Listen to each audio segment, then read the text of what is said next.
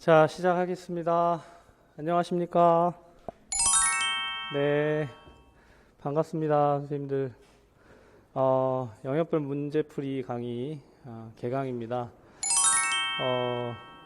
한눈에 선생님들이 다 안 들어와가지고 제가 이렇게 계속 돌려야 될 것 같은데, 인터넷 강의로 또 수업을 들으신 선생님들도 많이 계시지만, 직강에 와서 시험을 보고 또 이렇게 처음 뵙게 되니까, 네, 강의를 또 안 하다 하면 굉장히 떨리더라고요.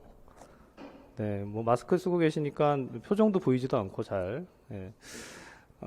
첫 시작할 때가 굉장히 중요한 것 같은데 아이스 브레이킹이 안 되면 얼음장 같은 상태에서 강의를 하다 보면 서로 도움이 안 되더라고요.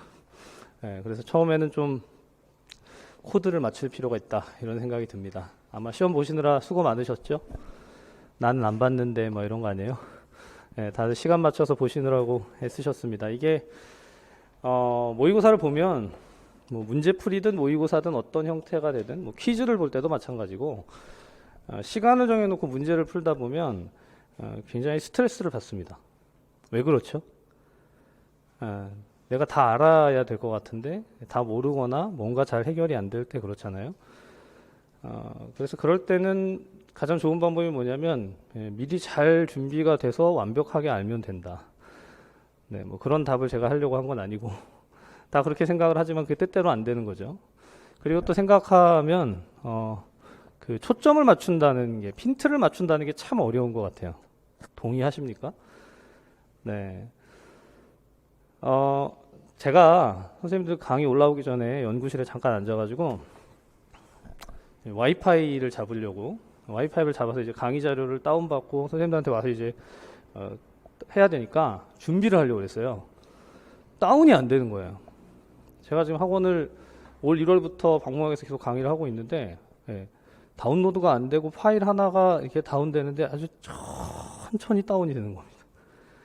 강의를 좀 잘해보려고 이 아이패드도 다시 샀거든요. 잘 안 돌아가는 걸. 네, 급기야 질렀는데 근데 안 되는 거예요. 그래서 이걸 뭐 바꿀 수도 없고, 네, 그러고 있는데 한참 있다가요 봤더니 제가 잘못했더라고요. 와이파이를 4층 거를 잡고 있는 거예요. 저는 2층에 있었는데, 네, 그래가지고 제가 아이고 머리를 치면서 네, 아이 이런 바보 같은 거예요. 이러다가 인사이트가 하나 딱 생기더라고요.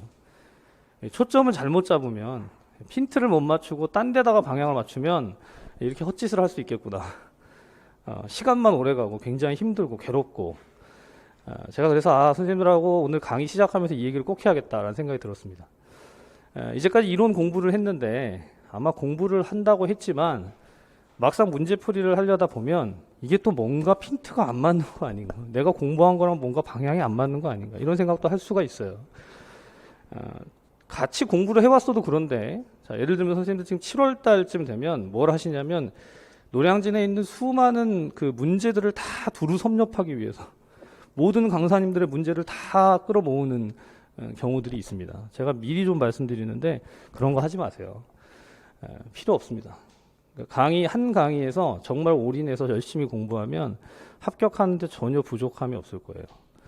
뭐 그거야 개인의 취향이고 내가 더 하겠다는데 누가 말리겠나 하지만 방향성을 가지고 핀트를 맞춰서 가는 건 굉장히 중요한 일입니다. 말씀드렸지만 굉장히 시간만 오래 가고 에너지가 소비되면서 오히려 더 힘들 수가 있기 때문에 제가 시작하면서 미리 말씀드려요. 그건 뭘 말하냐면 그러면 당신이 정확하게 잘 찍어줘라. 다른 거 안 봐도 되게. 네, 그런 자신이 없으면 강의를 하면 안 되겠죠. 네, 그런 걸 못하면 강의를 하면 안 돼요. 계속해서 양을 늘리고 막 많은 양의 문제를 20개 줄 거를 40개, 60개, 100개, 150개 이렇게 문제 수만 막 늘린다고 되는 게 아니라 정말 중요한 것을 잘 정리하고 필요한 것들을 선생님들한테 전달하는 게 필요하지 않나, 그게 정말 중요하지 않나 라는 생각이 들어요. 네, 물론 문제를 많이 풀어보는 건 참 좋은데 공부가 되는 상태에서 이게 순환이 돼야지 문제만 많이 푼다고 되는 게 아니죠. 이게 수학 문제가 아니잖아요. 우리가 공부하고 있는 게. 제가 처음에 시작할 때는 원래 선생님들 격려를 하면서 시작하자 이렇게 써놨는데 지금 막 숨이 막히니까 격려가 안 되고 빨리 막 이제 질책을 하고 지나가는 것 같은데 네, 너무 수고 많으셨어요 오늘. 네, 다시 앞으로 돌아가서 네, 애쓰셨습니다. 문제 푸는 게 처음 스타트하는 게 제일 힘들거든요. 영역별 문제풀이 첫 강의에 문제풀러 오셔가지고 문제를 못 풀고 집으로 돌아가시는 선생님들도 계시고, 문제풀러 왔다가 좌절하고 강의를 그만 듣는 경우도 있어요. 제가 16년 동안 실제 겪었던 일입니다. 그리고 끝나고 나면, 자, 직강은 오셨으니까 내가 여기까지 시간을 들여서 에너지를 들여서 왔으니까 어떻게든 오늘은 들어봐야겠다 이럴 수도 있지만, 인강 들으시는 선생님들은 진짜 첫날 딱 듣고 나서 난 이제까지 뭘 한 걸까 자괴감이 든다. 내가 공부한 건 다 어디로 사라지고 이건 무엇인가 막 여긴 어디 놨누고 막 이렇게 당황하시는 경우들도 분명히 있습니다. 자, 그래서 제가 시작하면서 충분히 선생님들을 좀 격려하고 지지할 필요가 있는 것 같은데, 문풀 문제가 잘 안 풀리는 게 정상이에요. 정상. 매우 정상입니다. 지금 인출이 잘 안 된다, 뭔가 잘 안 써진다가 정상이에요. 그럼 저기 옆에 잘 쓰는 저 선생님은 뭐냐? 그러게 말이에요. 그렇죠? 그 잘 쓰는 사람이 지금 이상한 거예요. 지금 잠깐 공부한 것을 가지고 막 풀어낸다. 컨닝을 하지 않고 머릿속에서 막 풀려 나온다. 놀라운 능력자죠. 근데 그분이 이상한 거지. 지금 못 쓰고 잘 안 되고 뭔가 정리가 안 되는 게 정상입니다. 제가 선생님들을 그냥 위로하기 위해서 말씀드리는 게 아니에요. 물론 그런 의미도 좀 있겠지만, 그게 전부가 아니라 실제로 지금 타이밍은요, 뭔가 이게 완벽하게 정리되는 게 아니고 정리해가는 그런 과정 속에 있기 때문에 뭘 반복해야 되고 어떤 것을 몰라서 무엇을 정리해야 될지를 정확히 포인트를 잡아가는 그런 시간입니다. 그러니까 절대로 좌절하지 마시라고 제가 다시 한번 말씀을 드리고, 선생님들 스스로 한번 생각해 보세요. 지금 막 온 세상이, 온 나라가 유행병 때문에 난리잖아요. 코로나 때문에. 근데 나는 공부를 하려고 지금 이 자리에 나왔어요. 시험 문제를 지금 막 아침부터 풀었어요. 그렇죠? 풀었는데 답은 열심히 쓰긴 썼는데 이게 맞았는지 틀렸는지 어떤 거는 잘 못 쓰겠고 막 그런 상태 속에 있으니까 막 머리가 아노미 상태, 혼란스럽잖아요. 근데 너무 대단한 거예요. 생각해 보세요. 목숨 걸고 지금 공부하러 나와서, 저도 목숨 걸고 강의하러 나왔지만, 우리 다 지금 목숨을 걸고 생명을 걸고 막 뭔가를 하고 있잖아요. 대단한 일을 하고 있는 거예요. 칭찬을 좀 드리고 싶습니다. 자, 근데 그렇게 대단한 공부를 하고 있음에도 불구하고 스스로 막 자괴감에 빠지거나 뭔가 너무 힘들거나 너무 우울하거나 힘들고 막 괴롭고 절망스럽고 이런 경우들이 있어요. 재밌는 게 진짜 힘든 일을 하고 있으니까 스스로 격려를 하면서 좀 가야 되는데, 하면서도 굉장히 괴로워하고 거의 울면서 공부한다 막.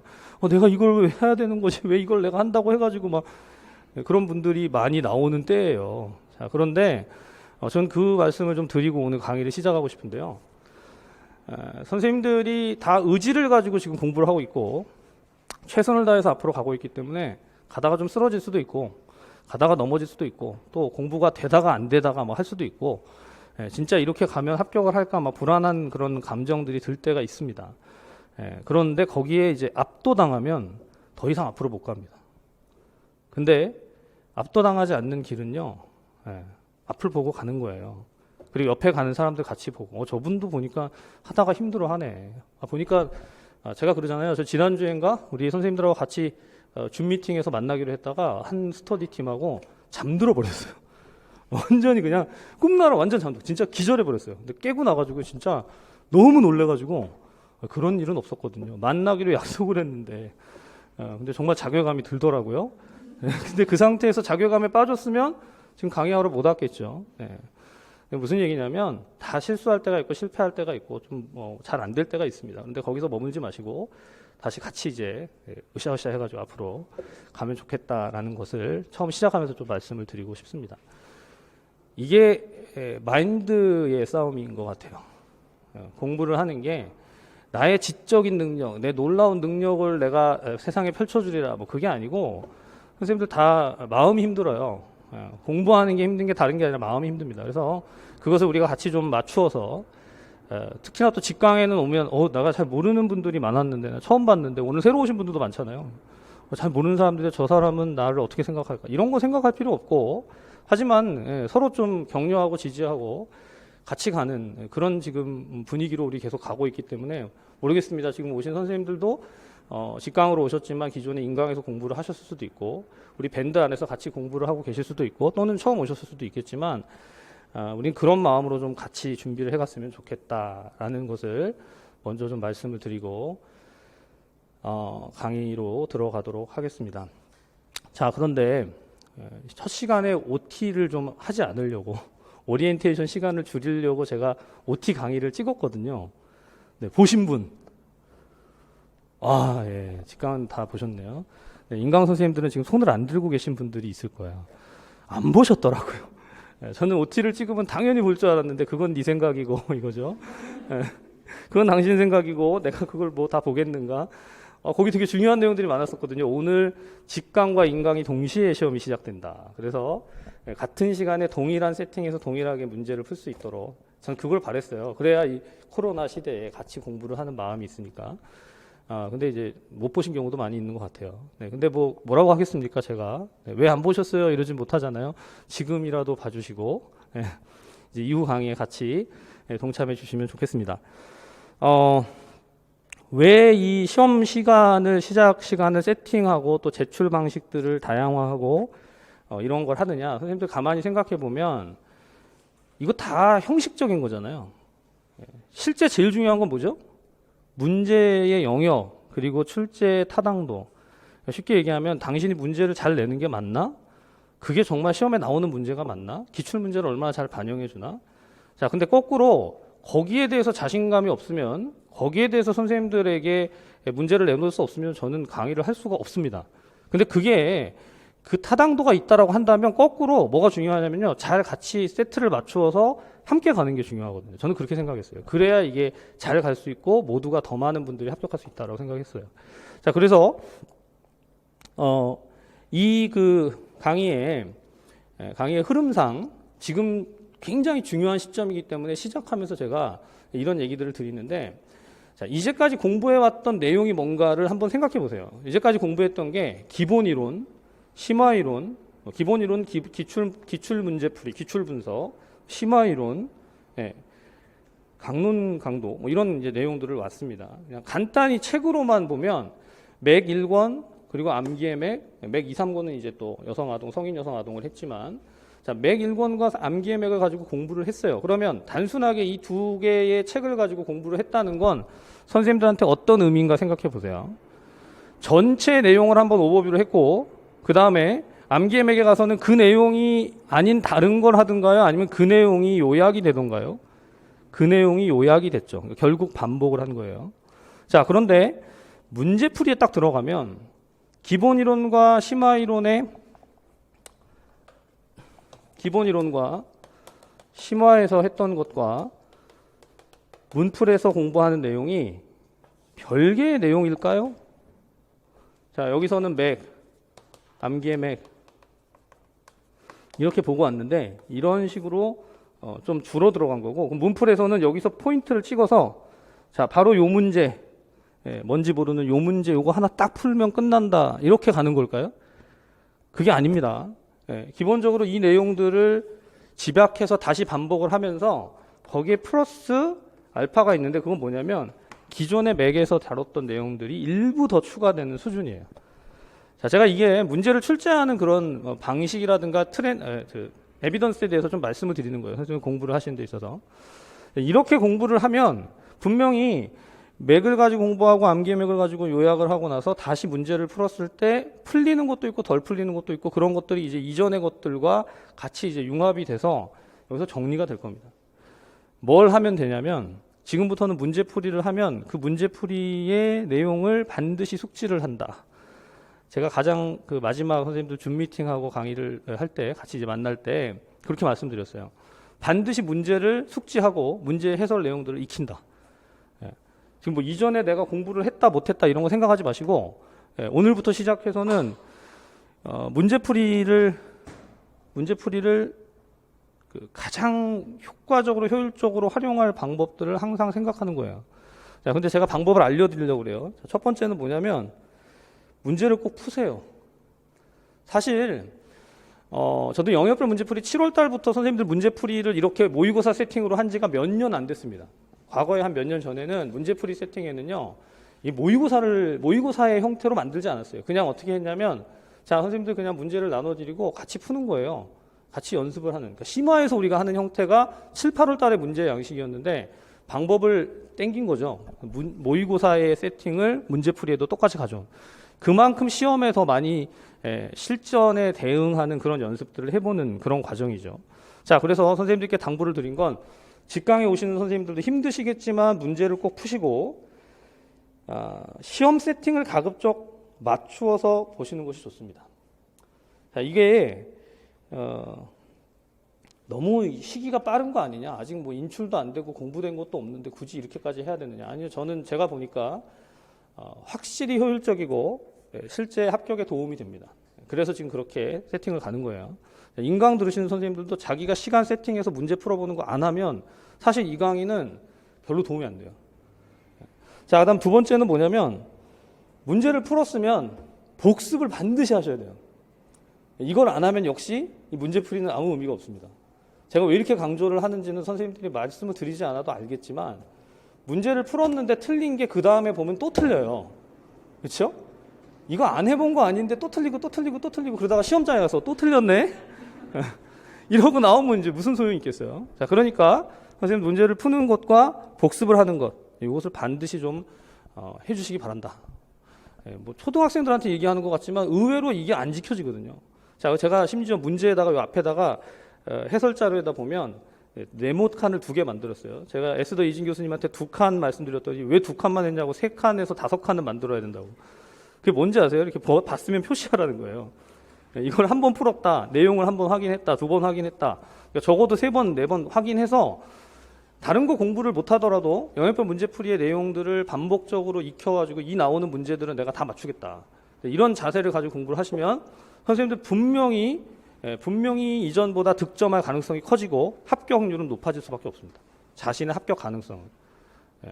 자, 그래서 스터디도 마찬가지예요. 제가 오늘 첫날이니까 조금만 더 말씀드리면 각자 스터디를 지금 우리가 그 밴드에서 20개의 스터디가 돌아가고 또 새로 막 구성되기도 하고 선생님들이 또 개별적으로 스터디 구하기도 하는데 어떤 스터디를 하시든 자, 우리 그 김동현 전공보건 팀에서 문제풀이를 듣고 있으시면 스터디를 하실 때 어떻게 하냐면 그 문제를 풀었잖아요. 이게 전제가 풀었던 거예요. 문제를 풀고 나서 그 다음 스터디를 할 때 그 문제를 그대로 내주든 아니면 그 문제를 약간 변형하든 그 문제의 해설 자료에 있는 내용을 물어보든 결국 그 내용을 가지고 돌리는 거예요. 자, 여기 이제 대전제는 뭐라고요? 이게 타당도가 있는 내용이냐 이거예요. 이게 시험에 도움이 되는 내용이냐. 제가 말씀드렸지만 만약에 선생님들이 이게 타당하지 않은 것 같아, 이거 별로 안 좋은 것 같아 그러면서 공부를 하고 있으면 뭔가 안 맞잖아요. 적어도 그런 신뢰는 있다고 생각하고 말씀드리는 거예요. 만약에 거기서부터 문제가 생기면 같이 공부를 할 수가 없죠. 자, 근데 거기에 대한 신뢰가 있다면 선생님들 반복적으로 그 내용을 돌려서 내가 영역별 문제풀이에서 문제로 나온 거는 만약에 시험에서 나오면 절대로 안 틀린다. 이런 생각을 가지고 공부를 하시면 7, 8, 9, 3개월을 그렇게 공부를 하면 이전에 공부를 적게 했든 많이 했든 내가 뭐 인출이 되든 안 되든 다 상관없어요. 분명히 그러면 그 내용들을 가지고 합격할 가능성은 커질 수밖에 없다. 제가 사실 말은 반드시 합격합니다 이렇게 하고 싶어요. 근데 반드시 합격한다에 빠지는 게 있잖아요. 교육학은 제가 어떻게 할 수가 없고 네. 선생님들이 답안을 잘 안 쓰는 것은 뭐 어떻게 할 수가 없으니까. 근데 분명한 거는 말씀드린 대로 그 부분입니다. 그래서 그렇게 꼭 해주시기를 바라요. 그래서 스터디가 구성이 되면 이게 강제가 되니까 좋은 거예요. 선생님들 이제 직강에 와서 문제를 풀면 내가 직강에 등록을 하고 문제를 풀기 때문에 문제를 강제적으로 풀잖아요. 그러니까 풀어요, 사실. 이거 인강에서 시간 세팅하고 풀기 진짜 어렵거든요. 그래서 밴드에다가 시간을 같이 세팅해서 자, 오늘 지금 같이 칩시다 이렇게 한 거예요. 지금 선생님들 여기서 시험 치실 때 인강에서도 똑같이 같은 시간에 시험 치신 선생님들이 수십 명 됐어요. 지금 계속해서 더 치고 있어요. 그러니까 조금씩 이제 시간이 약간 딜레이가 되지만 시작 시간이. 자, 저희 바라는 건 그래서 해야 된다. 다 지금 우리 생명 걸고 목숨 걸고 공부하는데 열심히 하셔야 된다. 제가 이렇게 얘기한 적이 이제까지 없어요. 1월부터 7월까지 중에 선생님들 이렇게 하셔야 됩니다. 반드시 이제는 띠를 두르고 결의를 하고 뭐 그냥 선생님들 좀 편안하게 하세요. 괜찮아요. 릴렉스, 인조이 막. 근데 갑자기 이제 모드가 좀 바뀌었죠. 코로나가 확장돼서 그런 게 아닙니다. 7월이 됐기 때문에. 그래서 이제는 선생님들 진짜 좀 하실 때가 됐어요. 자, 그리고 마지막 모고를 풀고 절대 하지 마셔야 되는 게 하나 있어요. 제가 보니까 너무 수업을 다 잘 들으셔가지고 제가 말을 자꾸 더 하게 될 것 같은데 절대 하지 말아야 되는 거 좌절하면 안 됩니다. 이거는 약속을 해주셔야 돼요. 내가 문제를 풀었는데 교수님 어떻게 2, 3교시를 풀었는데 내가 푼 게 절반도 안 되는 것 같아요. 그럼 제가 뭐라고 말씀드릴 거냐면 잘하셨네요. 잘하셨다고. 이게 매 주마다 아니 교수님 지난주에 1회차 때는 그랬는데 2회차 때는 또 그래요. 왜 실력이 안 늘까요? 그럼 제가 뭐라고 말할까요? 선생님 원래 그래요. 아니 이걸 객관적으로 생각해 보세요.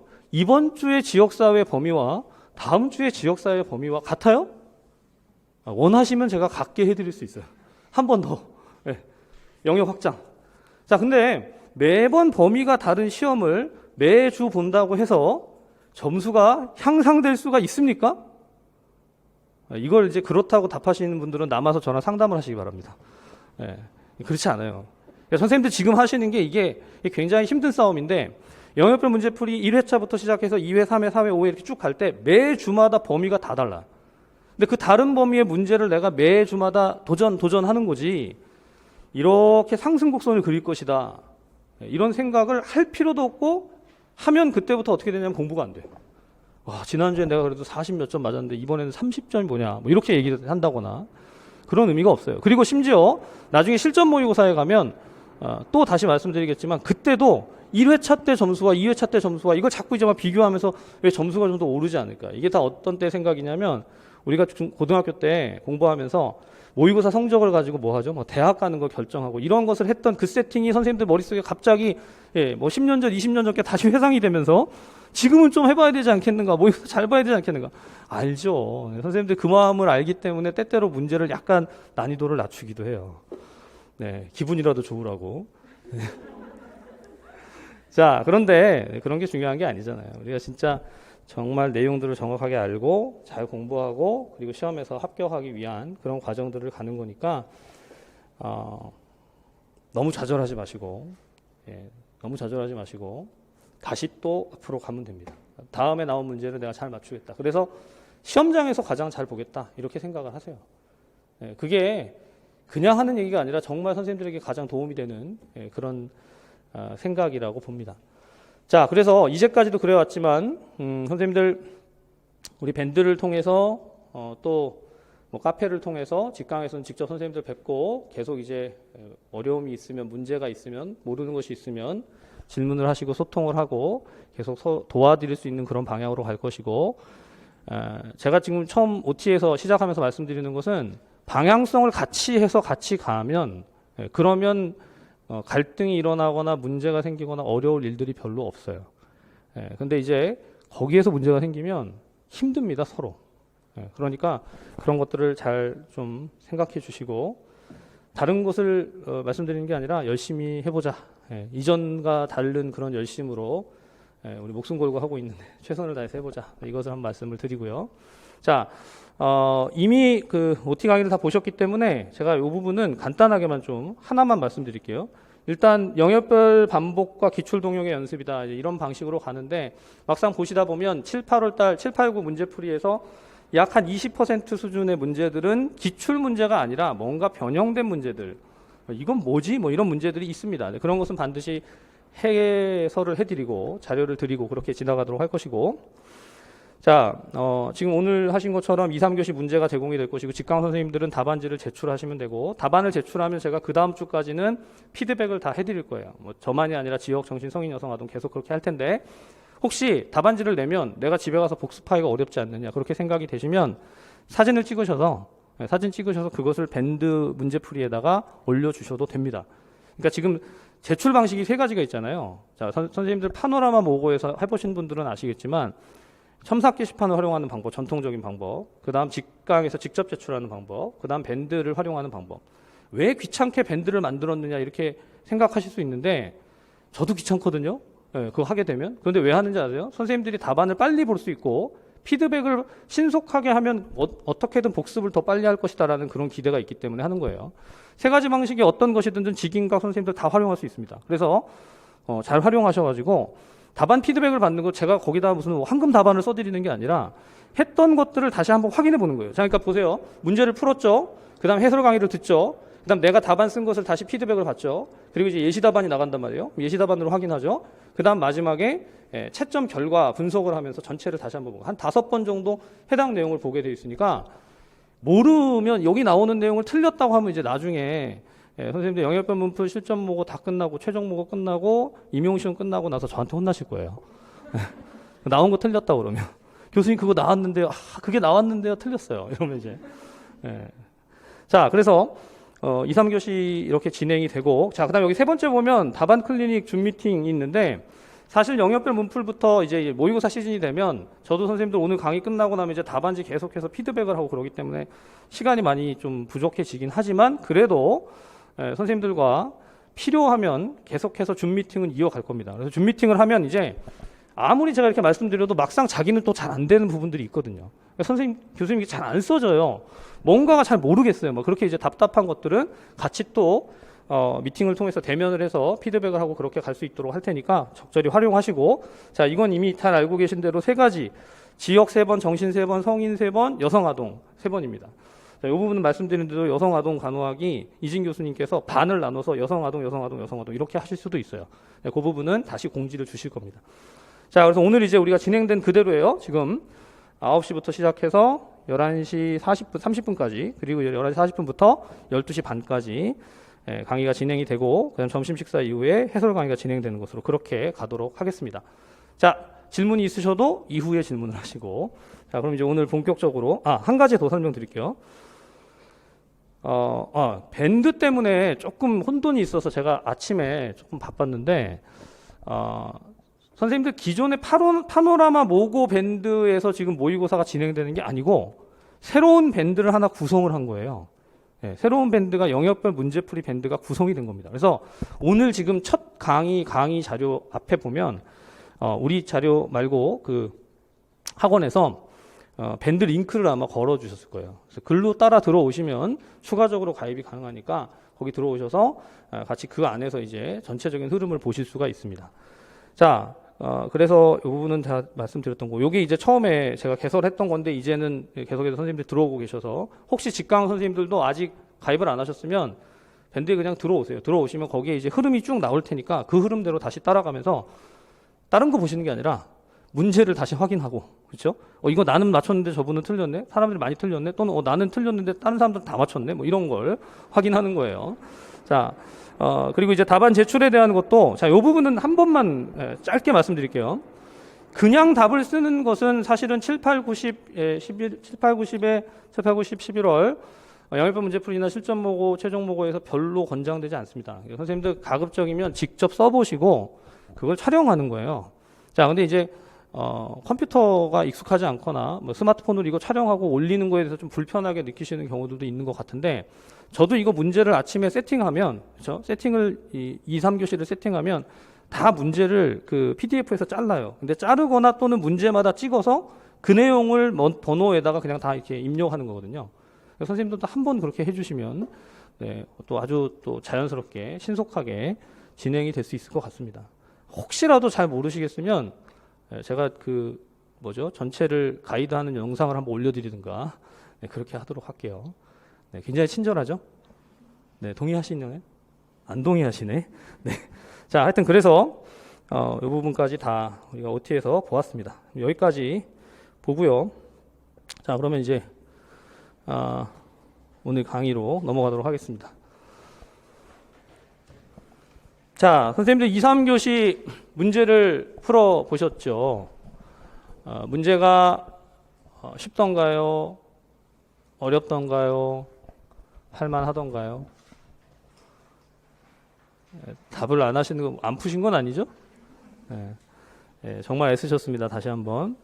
자, 영역별 문제풀이는 제가 1년 강의를 하는 데 있어서 굉장히 좀 신경을 더 많이 쓰게 되는 다른 강의보다 그런 강의인데 왜냐하면 영역별로 나눠서 가다 보니까 빠지는 부분도 있고 그 다음 더 집중적으로 보게 되는 부분도 있습니다. 당연히 집중적으로 보게 되는 부분이 중요하니까 집중적으로 보겠죠. 근데 의외로 선생님들도 중요하다고 생각하시면서 그 내용들을 정확하게 익히지 못한 경우들도 많이 있어요. 그래서 말씀드리지만 지역을 지금 3번으로 나누는 것은 또 이제 이전까지의 강의의 세팅에서는 새롭게 또 시도를 하고 있어요. 보통은 지역을 2번 하고 나서 나중에 후반부에서 돌리면서 반복을 했었거든요. 근데 이번에는 너무 부담이 되는 것 같다. 그래서 3파트로 나누어서 선생님들이 좀 많이 힘들어하시는 역학 파트를 다음 주로 보내버려서 네, 다음 주에 아주 즐겁게 또 문제를 푸시지 않을까 네, 이렇게 기대를 해봅니다. 네, 역학이 막 꿈에 나올 것 같아요, 그렇죠? 네, 역학은 막 강의를 하다가 네. 자, 근데 일단 맥 1권이나 암기의 맥에서도 똑같이 지역사회 개론 이게 있지. 지역사회 개론 그리고 지역사회 간호 이론 또 건강증진과 보건교육 그리고 지역사회 간호 보건행정 지역사회 간호 과정 이런 내용들이 이렇게 순서대로 우리 강의를 들었던 기본 강의를 들었던 순서대로 또 심화 강의를 들었던 순서대로 이렇게 쭉 펼쳐져 있고 문제도 지금 거기에 거의 맞추어서 출제가 되는데 보시면 대부분 다 기출이 됐던 문제들이 이 전체 영역에서 골고루 다 출제되는 게 아니라 특정 파트에 몰려 있어요. 그래서 지금 이제 저는 기출 분석을 할 때 뭐 어디에서 몇 %가 나왔고요, 어디서 몇 문제가 나왔고 이런 거는 거의 잘 얘기하지 않습니다. 왜냐하면 그게 분명히 필요한데 그건 제 머릿속에 들어있고 또 선생님들도 그 부분을 보실 수 있지만 굳이 안 봐도 돼요. 중요한 건 자, 지금 이제 펼쳐져 있는 영역에서 영역별 문제풀이나 실전 최종에서 많이 출제되는 영역, 제가 많이 출제해드리는 영역이 기출이 많이 됐던 영역인 건 사실입니다. 말씀드린 대로 지금 20%의 수준을 제외한 나머지 문제들은 다 기출됐던 것을 베이스로 문제를 출제했기 때문에 만약에 이 문제를 푸는데 전혀 나는 접해본 적이 없는 문제다라고 한다면 그 20%의 수준에 들어가는 게 아니라면 선생님들이 기출을 간과했을 가능성이 있다. 근데 그렇지 않다면 이 문제가 어떤 방식으로 출제가 됐었는데 여기서는 이런 걸 물어봤네. 뭐 이런 문제들. 네, 근데 뭐 그런 구체적인 분석이 필요 없이 내가 분명히 봤는데 왜 안 써질까? 내가 분명히 봤는데 왜 인출이 안 될까? 네, 맞죠? 네, 제가 어떻게 이렇게 잘 알죠? 네, 그걸 계속 봤으니까요. 한 15년을 보니까 다 똑같아. 네, 요 시점쯤 되면 공부를 했는데 기억이 안 나. 자, 그래서 지금 이걸 이제 영역별로 각 그 세트별로 어떤 문제들을 출제했는가를 쭉 나열을 해놨는데 이걸 이렇게 쭉 보다 보면 그 제목만 봐도 이런 내용은 내가 공부를 좀 했던 것 같다. 이건 잘 모르겠다. 이런 부분들이 분명히 개별적으로 개인적으로 OX가 쳐지실 거예요. 자, 근데 제가 문제를 출제하면서 생각할 때 선생님들이 조금 애매하게 생각할 수 있는 문제들이 뭐였냐면 여기 건강증진 종합계획 헬스플랜 2030이 문제로 주어졌으니까 제가 강조를 했음에도 불구하고 막상 문제를 풀려다 보면 잘 안 풀릴 수 있었을 것이다. 이렇게 생각이 됩니다. 이제 문제 전체에 대한 시작하는 총평을 좀 드리는 거예요. 자, 그 다음에 여기 보시면 보건사업 전략이라고 해서 사회생태학적인 모형이라고 되어 있죠. 아마 이 두 문제는 선생님들이 애매하게 느끼실 것이다라고 생각하면서 문제를 드렸던 거라서 그 부분은 조금 애매했을 것이고 나머지는 그래도 좀 해볼 만한 문제들이었지 않나라고 생각을 합니다. 처음에 이제 여기 앞부분에 있는 지역사회 간호사의 역할이라든가 법적인 근거라든가 이런 부분들은 크게 어려운 건 아닌데 또 그렇다고 막 공부가 막 된 것도 아니기 때문에 제가 이미 벌써 답안지를 제출하신 분들 거는 직관권 아직 못 받고 인강 거를 쭉 봤거든요. 다 채점은 안 했는데 잘 쓰신 분은 진짜 똑같이 썼어요. 근데 정말 재미있게 쓰신 분들도 있어요. 재미있게 답을 쓰는 어떻게 이런 단어가 만들어졌을까? 연구자를 하셔야 될 것 같다. 뭐 이런. 네. 자, 그래서 선생님들 이런 그 흐름을 문제 하나하나의 그 키워드가 사실 중요하잖아요. 그래서 그 키워드들을 중심으로 문제를 잘 익혀가시면 좋겠다. 앞에서 말씀드렸던 것을 여기다가 써놨는데 매주 23문제가 제시되면서 그 23문제의 내용에는 최근에 출제됐던 문항들이 상당히 많이 녹아져 들어가 있습니다. 그래서 만약 선생님들이 궁금하시면 교수님 이 문제는 도대체 어디서 어떤 기출 문제를 가지고 이런 문제를 낸 건가요? 라고 물어보시면 모르겠는데요 하지 않을 거예요. 뭐에 근거해서 이렇게 냈을 거다라고 말씀을 드릴 겁니다. 자, 그리고 혹시라도 선생님들이 공부를 하시다가 이 기출 문제 분명히 이런 게 있었는데라고 생각이 되면 이전에 기출 분석에서 공부했던 내용들로 돌아가셔서 문제를 풀고 답을 외우라는 얘기가 아니에요. 잘 들으세요. 영역별 문제풀이를 풀다가 이런 유형이 있었는데라는 생각이 들면 거꾸로 돌아가서 그런 유형들을 문제들을 한번 볼 수 있어요. 그리고 보고 나면 반드시 그 파트를 복습을 하세요. 자, 예를 들면 국민건강증진 종합계획이라는 게 문제로 나왔는데 나는 이 내용을 전혀 모르겠더라. 그러면 건강증진과 보건교육에서 이 국민건강증진 종합계획에 대한 내용이 나와 있던 파트의 내용을 빠른 속도로 다시 보시기 바랍니다. 그걸 빠른 속도로 다시 본다는 건 막 부담스럽게 거기서 막 2시간, 3시간, 4시간 공부하라는 게 아니라 빨리 리뷰를 해서 이런 게 있었다. 이 정도로 확인하고 넘어가라는 거예요. 그 자체가 학습이에요. 선생님들의 학습 능력을 너무 과신해서도 안 되지만 너무 무시하지 마세요. 내가 이렇게 한번 보고 넘어가면 절대로 나는 기억나지 않을 거야. 이렇게 생각하지 마시고 반복을 하시는 게 되게 중요합니다. 그러니까 지금부터는 정말 무한반복이에요. 무한반복. 계속 반복하는데 언제까지 반복하냐. 선생님들 이제 이런 생각하잖아요. 내가 한 번 보고 암기하면 난 그 다음에 이거 안 볼 거니까 그러면 다른 거 보면 되겠지. 그런 게 어딨어요. 그런 거 없거든요. 아무리 암기한 것 같아도 막상 답을 쓰려고 하면 안 써지는 게 문제거든요. 그래서 지금 문제풀이가 중요한 거고 직접 써보는 게 중요한 거고 거기에 대한 피드백을 해보는 게 중요하다라는 것을 생각하시고 강의를 들으시고 그렇게 학습을 좀 해가시면 좋겠다라는 것을 제가 먼저 좀 말씀을 드립니다. 자, 이 부분은 뭐 될 것 같고요. 자, 첫 번째 2교시 1번 문제. 자, 2교시 1번 문제. 그래서 아마 선생님들 7, 8월 달에 이렇게 막 그 실제 문제 형태로 문제 세팅으로 주어지면 사실 되게 부담스럽지 않으셨어요? 맞죠? 아니에요? 나는 그럴 줄 알았다. 기대하고 왔다. 이렇게 그러시면 더 좋은데 문제풀이 그러니까 모의고사 파노라마 모고 볼 때도 굉장히 좀 스트레스가 됐겠지만 이제는 매주 이렇게 간다라고 생각을 하시고 그냥 매주 시험 치러 온다 이렇게 생각하세요. 근데 시험 치러 오는데 너무 부담을 가득 안고 오는 게 아니라 편안한 마음으로 내가 한번 문제를 구경하러 가겠다. 오늘은 또 어떤 문제를 어떻게 꼬아놨을까. 뭐 이렇게 편안한 마음으로 오시는 것을 당부를 드리면서 자, 첫 번째 문제부터 같이 보도록 하겠습니다. 자, 다음 대화를 읽고 보건교사가 언급하고 있는 지역사회 간호사의 역할과 기능에 알맞은 내용을 기입하시오.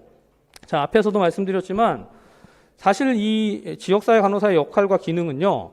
임용에서는 제대로 출제된 적이 없어요.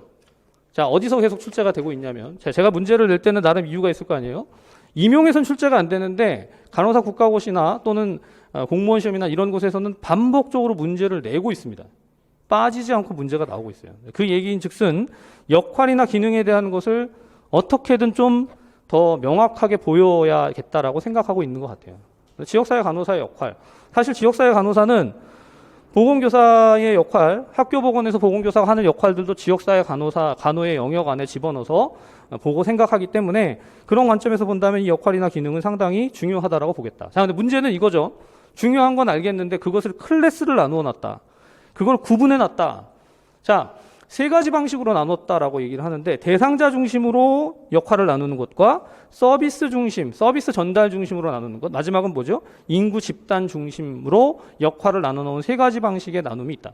이미 기본 강의 때 보았던 거지만 저도 알아요. 기본 강의 때 그걸 했다고 해서 내가 그걸 기억할 줄 알았냐? 당연히 모르죠. 선생님들 근데 그 마인드를 잘 생각해 보세요.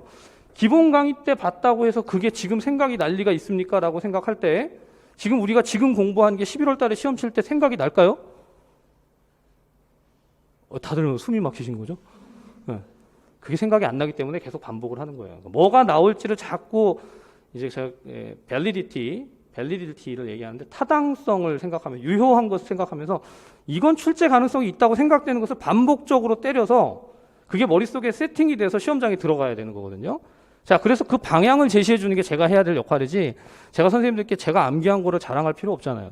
내가 이걸 외우고 저걸 외우고 그래서 내가 인출을 잘한다 그런 건 필요 없어요. 그런데 선생님들은 이걸 볼 때 지금 계속해서 이거 문제 출제 안 된 것 같은데 지역사회 간호사의 역할과 기능에 대해서 자꾸 반복적으로 얘기를 하네. 저거 진짜 중요한가? 그럼 만약에 시험에 나오면 내가 어디까지 쓸 수 있는가? 이걸 생각하는데 자, 오늘 문제에서 낸 건 뭡니까? 자, 여기 보면 교육 요구를 사정하고 자가간호를 위한 교육을 제공하는 것. 자, 교육 요구를 사정하고 자가간호를 위한 교육을 제공한다. 사실 이걸 지역사회 간호사 역할 기능을 몰라도 이거는 교육자이지 않을까 이렇게 생각할 수 있지 않을까요? 네? 네, 그걸 당연하다고 얘기를 하는 순간부터 이제 우리는 어려워지죠. 힘들어지죠. 왜 당신과 나의 기본이 다른 거야? 뭐 이런. 네. 그래서 출제 영역에서 이런 파트들이 자꾸 간호사 국시라든가 이곳에서 출제가 되는 이유를 생각해 보게 되는 거예요. 자, 두 번째 보세요. 지역사회 자원을 적절히 활용할 수 있게 하는 역할. 이것도 지역사회 자원을 적절히 활용한다라고 하면 그럼 활용자라고 하든가. 근데 우리 지역사회 간호학 강론서에서는 이걸 뭐라고 말하고 있죠? 의뢰자라고 쓰고 있어요. 의뢰자. 의뢰한다. 누군가에게 의뢰한다. 자원이 많이 있는데 그 자원 중에 어떤 것을 활용을 하도록 하느냐가 의뢰자예요. 의뢰자. 자, 그 다음에 기존의 서비스를 조정 통합하는 과정. 자, 기존의 서비스를 조정 통합하는 과정. 이거는 조정자가 답입니다. 조정자. 자, 마지막. 내 워낙 지역사회 간호사 역할을 대상자 중심 역할과 서비스 전달 중심 역할 그리고 인구 집단 중심 역할로 나눈다. 이 세 가지의 카테고리를 나누는 것. 자, 선생님들 이 부분은요. 어떻게 카테고리를 나눌 것인가 분류를 하는 거잖아요. 분류에는 항상 기준이 있어야 되는데 여기서 왜 이렇게 나누는지 기준은 없지만 분명히 대상자를 포인트로 서비스를 포인트로 그 다음 그 대상자 자체를 더 크게 population, 인구 집단으로 보면서 접근하는 세 가지 방식으로 지역사회 간호사의 역할과 기능, 특별히 명칭들을 나누고 있다. 그렇게 정리를 하고 가시면 좋겠습니다. 자, 제가 지금 드렸던 것이 주로 출제가 됐던 내용들인데 여기 협력자라든가 변화 촉진자라든가 이런 내용들도 추가적으로 좀 알아두셨으면 좋겠고 선생님들 앞으로도 모든 자료는 맥에 있는 내용이지만 그 내용 중에서 꼭 기억하셨으면 좋겠다 싶은 내용들을 이렇게 집어넣을 것이고 오늘은 첫날이라 내용이 다 이렇게 다 채워져 있잖아요. 다음 주부터는 제가 빈칸을 둘 거예요. 그래서 그러면 맥 없는 사람은 어떡하냐. 그러니까 더 좋죠. 맥이 없으니까 이 시간에 공부를 하고 그 내용들을 기억하시면 되니까. 자, 근데 중요한 건 빈칸을 이제 저랑 같이 채워가시고 그 내용을 다시 이제 빵꾸 노트라고 하잖아요. 막 이렇게 빈칸 있는 거를 채워가면서 공부하는 방식. 그런 식으로 또 중요한 키워드들을 다시 보실 수 있도록 다음 주부터는 그렇게 준비해서 드릴 겁니다. 오늘은 첫날에 너무 충격받으실까봐. 안 그래도 모고도 못 봤는데 지금 또 이거는 뭐지? 해설 자료부터 나를 막 힘들게 하네? 이러면 이제 안 되니까. 네, 굉장히 친절하죠? 네, 아니면 말고요. 네. 자, 그 다음 두 번째. 다음은 지역사회 간호사의 실무와 법적 근거에 대한 설명 중 일부다. 앞에서 역할과 기능을 얘기했는데 간호사의 실무와 법적 근거. 사실 지역사회 간호를 전체를 생각해 보시면 자, 선생님들의 전체라고 하면 지역사회 간호를 공부할 때 지역사회 간호 이론 전에 개론 그리고 이론 이렇게 나가잖아요. 지역사회 간호 개론에서 뭐가 가장 중요한가? 정의가 중요하고 개념이 중요하잖아요. 자, 제가 이런 얘기 해드린 적 있을 텐데 자, 컨셉추얼 프레임워크라고 하는데 개념 틀. 그러니까 지역사회 간호를 어떻게 봐야 되는지 얘기하는 게 개념 틀인데 그 개념 틀에서는 우리가 잘 알고 있는 대상, 목표, 행위, 방법, 수단 이런 것들을 보통 그린단 말이에요. 자, 그래서 대상, 목표, 행위, 방법, 수단을 그리는 이런 이제 세팅을 보통 얘기하는데 시험 문제에서는 더 이상 이걸 가지고 문제를 출제할 게 별로 없어요. 그러다 보니까 행위를 한다고 하면 그 행위에 그 역할이 뭐냐, 기능이 뭐냐, 그게 지금 여러분들 앞에서 봤던 지역사회 간호사의 명칭이었잖아요. 그런데 그게 그럼 실무적으로 뭐 하는 거냐 이거예요. 어떤 걸 하는 거냐. 자, 문제를 마저 볼까요? 아래에서 실은 내용 중에서 밑줄 친 법령의 명칭이 오류라고 할 때 사실 이 문제는 그냥 법령이 뭐냐, 법령을 아느냐 모르느냐 그 정도의 수준인데 왜 그런 문제 냈을까요? 선생님들 생각해 보세요. 지역사회 간호학의 교재 안에서 강론서의 경향상 과거와 달리 이런 내용들이 자꾸 등장하면서 그것을 풀어가는 게 뭘로 풀어가냐면 법을 가지고 풀어가요. 법을 제시해 주는 거예요.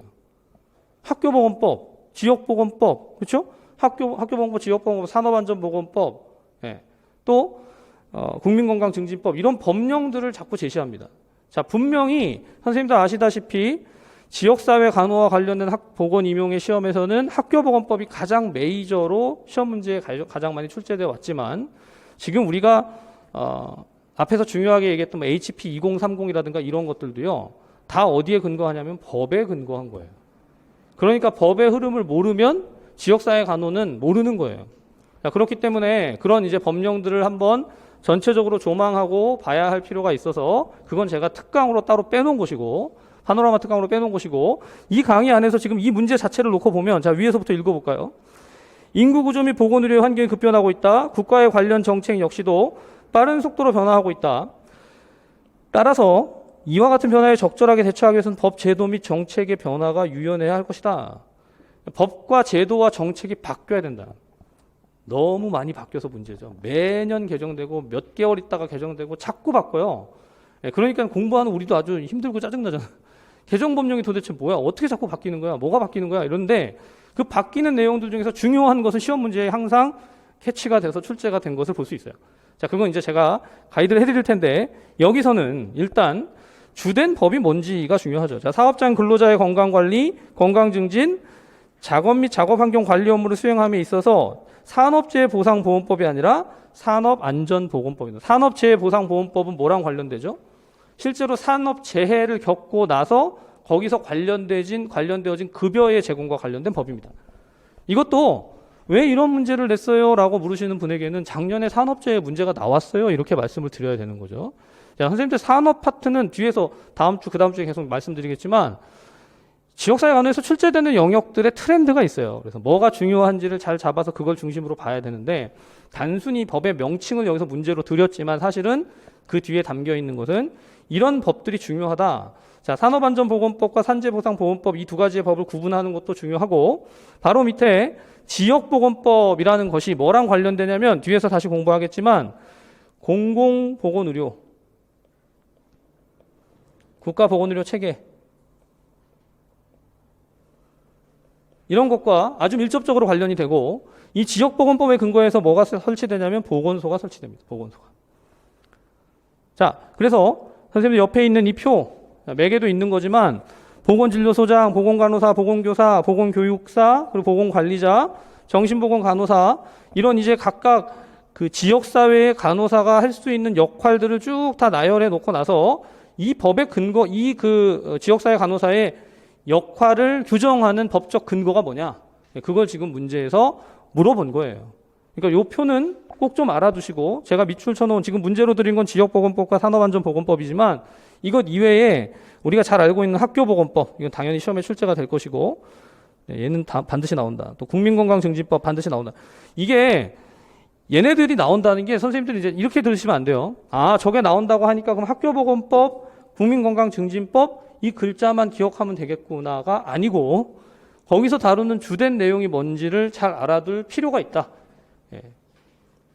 그거를 이제 뭐 무작정 보는 게 아니에요. 근데 학교보건법에서 어떤 맥락들이 중요한 건지 학교보건법에 관련된 문제의 출제라든가 경향이라든가 그것은 제가 또 당연히 영역별 문제풀이 안에서 다시 문제로 드릴 것이고 다룰 것이고 국민건강증진법은 여러 가지가 있지만 사실 국민건강증진법 자체를 공부하는 게 아니라 오늘 문제에 나왔잖아요. HP 2030.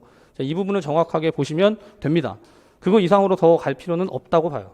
자, 일단 그래서 그런 내용들을 중심으로 보시고 자, 제1위에 있는 농어촌 등 보건의료를 위한 특별조치법, 농특법이라고 하는 것은 보건진료원 제도를 세팅하는데 기본이 된 법입니다. 자, 선생님들 이게 조금 이 영역 내용과 관련이 없는 것 같지만 임용 문제를 출제를 할 때 출제자들이 교육과정평가원에서 출제자들을 모집한 출제자들을 부르잖아요. 부르고 나서 그 출제자들이 실제 이 노량진에서 돌고 있는 것들을 다 이렇게 제외한대요. 언제까지 제외하냐면 7, 8, 9, 10 그래서 마지막 최종 모고는 볼 수가 없고 그 전까지의 내용들은 거의 대부분 다 배제를 한다는 거예요. 뭐 이렇게 배제를 할까 싶잖아요. 그렇죠? 네, 근데 이제 공정성의 문제겠죠. 어떤 학원에 누가 낸 문제가 다 나왔다.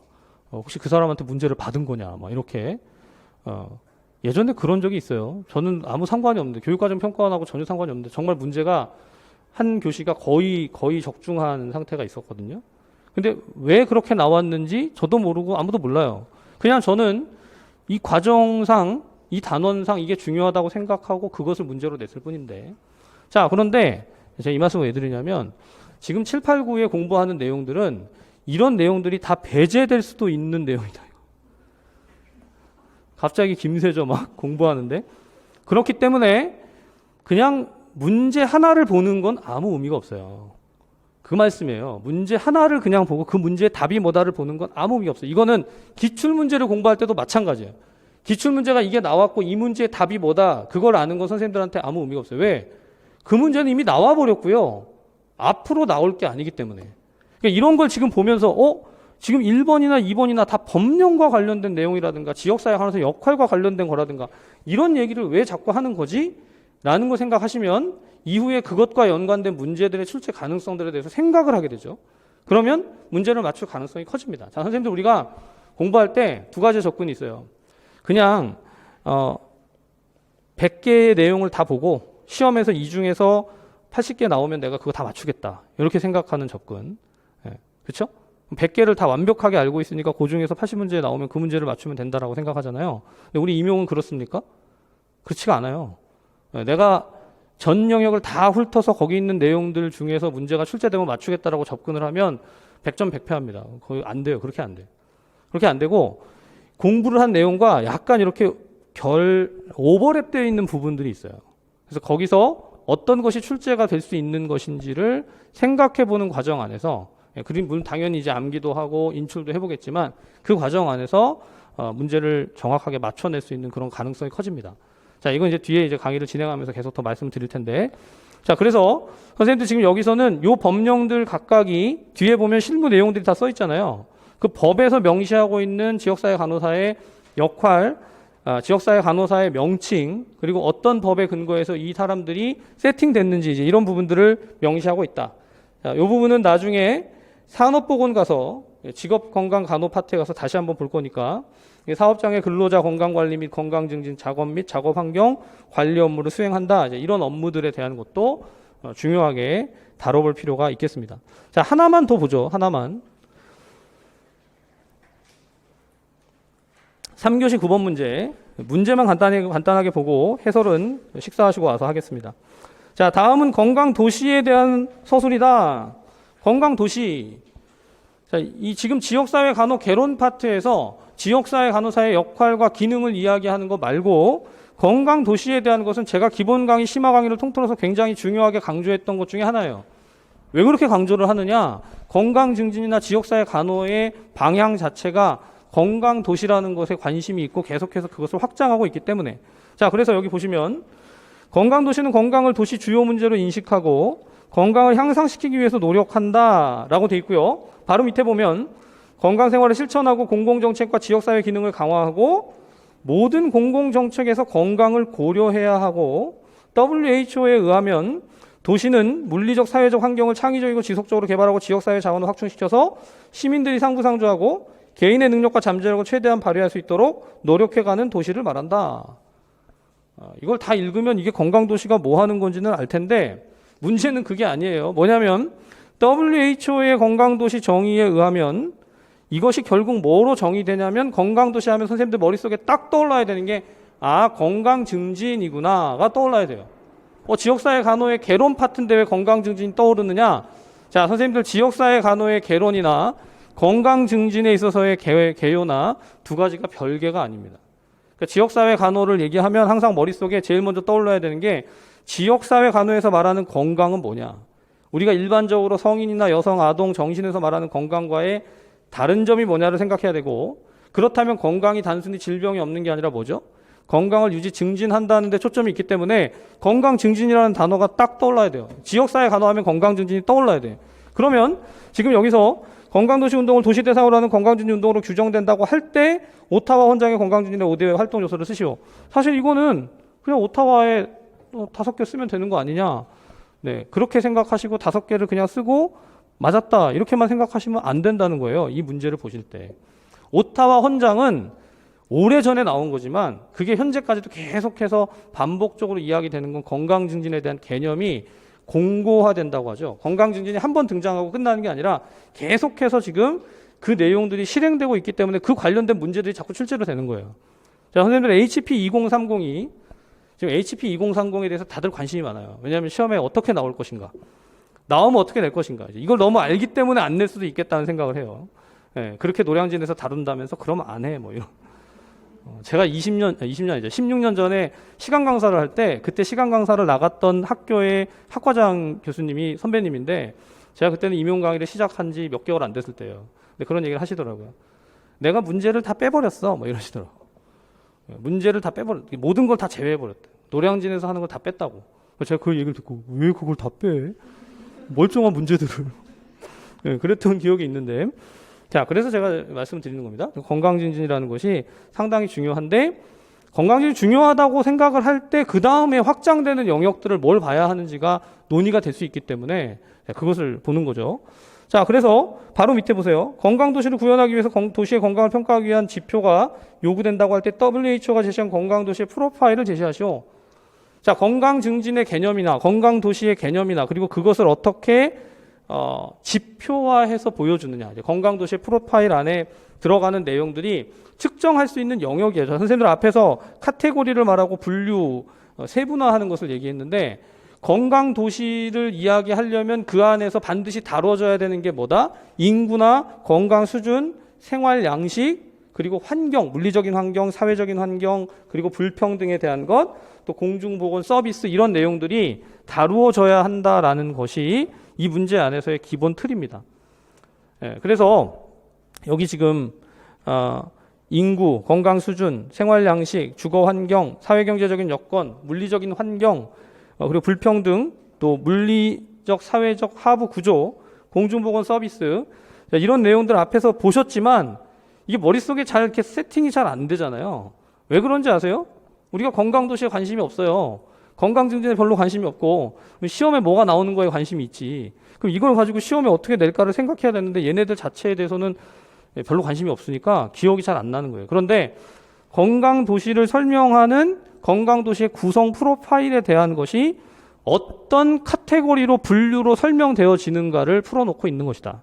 자, 그래서 이 부분은 식사하고 오셔서 제가 뒷부분에 관련해서 오타와 헌장부터 건강증진의 3대 원칙이나 건강증진의 5가지 활동 요소와 건강도시 프로파일까지 다시 한번 연결해서 좀 설명을 드리도록 하겠습니다. 오전 강의 5분 정도 좀 더 지났는데 식사 맛있게 하시고 오후에 계속해서 해설 진행하도록 하겠습니다. 수고하셨습니다.